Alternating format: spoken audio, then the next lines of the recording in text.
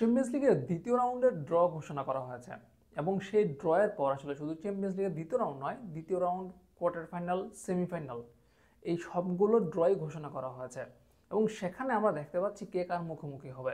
তো চলুন একটু চ্যাম্পিয়ন্স লিগের এই ড্র নিয়ে একটু প্রেডিকশন করা যাক যে কে কার মুখোমুখি, এখান থেকে দ্বিতীয় রাউন্ড থেকে কারা সেমিফাইনালে যেতে পারে, কোয়ার্টার ফাইনালে যেতে পারে, কারা সেমিফাইনালে যেতে পারে, কারা ফাইনালে যেতে পারে, সেটা নিয়ে একটু প্রেডিকশন করা যাক।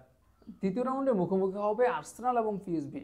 এখান থেকে প্রেডিকশন হচ্ছে আর্সেনাল জিতবে এবং তারা কোয়ার্টার ফাইনাল নিশ্চিত করবে। রিয়াল মাদ্রিদ মুখোমুখি হবে অ্যাটলেটিকো মাদ্রিদের। হাই ভোল্টেজ স্প্যানিশ যে অল স্প্যানিশ লড়াই, সেখানে অবশ্যই রিয়াল মাদ্রিদ জিতবে এবং রিয়াল মাদ্রিদ কোয়ার্টার ফাইনাল নিশ্চিত করবে। পিএসজি এবং লিভারপুল, হাই ভোল্টেজ আরেকটা ম্যাচ, তবে এই ম্যাচে প্রেডিকশনটা থাকবে অবশ্যই লিভারপুলের পক্ষে। ক্লাববার্গ এবং অ্যাস্টন ভিলা, এইখানে খুব সম্ভবত ক্লাববার্গের জয়ের সম্ভাবনাটাই বেশি। বেনফিকা এবং বার্সেলোনার মধ্যে স্বাভাবিকভাবেই বার্সেলোনা। বুরুসিয়া ডর্টমুন্ড এবং লিল, এখানে হচ্ছে বুরুসিয়া ডর্টমুন্ড। বায়ার্ন মিউনিক এবং লেভারকুসেন, এখানে বায়ার্নকেই এগিয়ে রাখছি। ফেইনোর্ড এবং ইন্টার মিলান, ফেইনোর্ড প্লে অফে এসি মিলানকে পরাজিত করেছিল, তবে ইন্টার মিলান এই ক্ষেত্রে অবশ্যই এগিয়ে থাকবে।